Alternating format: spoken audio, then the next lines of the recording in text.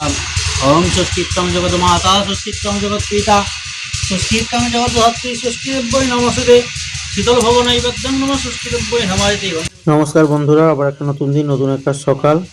তো আজকে হচ্ছে সরস্বতী পুজোর পরের দিন, অর্থাৎ 23শে জানুয়ারি সরস্বতী পুজো হয়েছিল, আজকে 24শে জানুয়ারি।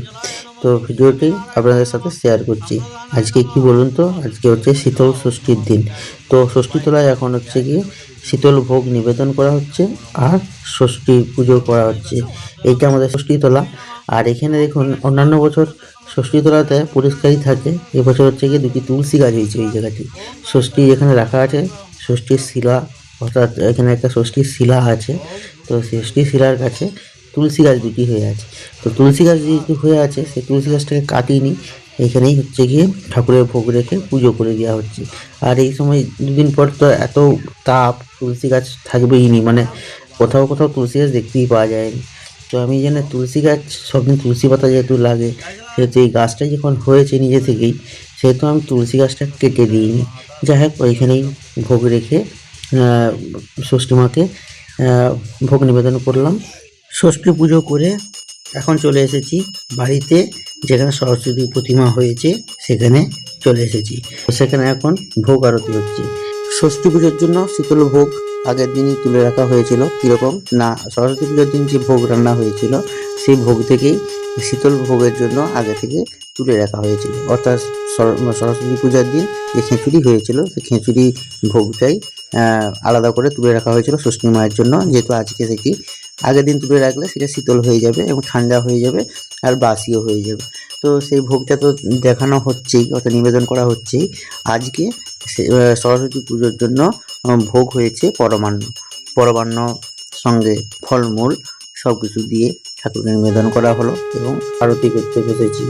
তো বন্ধুরা, সরস্বতী পুজো চলে গেছে, কিন্তু ভিডিওগুলো আপনাদের সাথে শেয়ার করাই হচ্ছিল না। খুব ছোট ছোট করে, বেশি ভিডিও করে রাখিনি, কারণ ভিডিও বেশি করে রাখলে কি বলুন তো, একটা মাথার যন্ত্রণাও থাকে যে কখন আপনাদের সাথে শেয়ার করব। আর খুব ছোট্ট করে এই জন্য ভিডিওটি আপনাদের সাথে শেয়ার করে দিলাম। বাড়িতে পুজো হয় প্রতি বছর, আর পুজো দিন আমাদের খুবই ব্যস্ততার সঙ্গেই থাকি, সব ব্লগ সময়মাফিক আপনাদের সাথে শেয়ার করা হয়নি। তো যাই পারলেই হোক, সরস্বতী পুজো চলে গেলেও তার ভোগ নিবেদন এবং পুজো পাঠ, সেটা একটু আপনাদের সাথে প্রতি বছর যেহেতু শেয়ার করি, এবছরও কিন্তু একটু শেয়ার করে দিলাম। মন্দিরের পুজো হয়ে গিয়েছে আর এখন বাড়িতে ভোগ আরতি চলছে। তো সকালবেলাও পুজো হয় আর রাতেও পুজো হয়, দুবেলায় পুজো করতে হবে, যেহেতু প্রতিমা করেই পুজো করা হয়। সরস্বতী মাতৃ আরাধনা করা চলছে। তো প্রতি বছরই এইভাবে আমাদের প্রতিমা, বিগ্রহ কিনে নিয়ে আসা হয় এবং মাতৃ আরাধনা করা হয়, দেবী বন্দনা করা হয়। তো সরস্বতী পুজোর ব্লগ আপনারা দেখেছেন।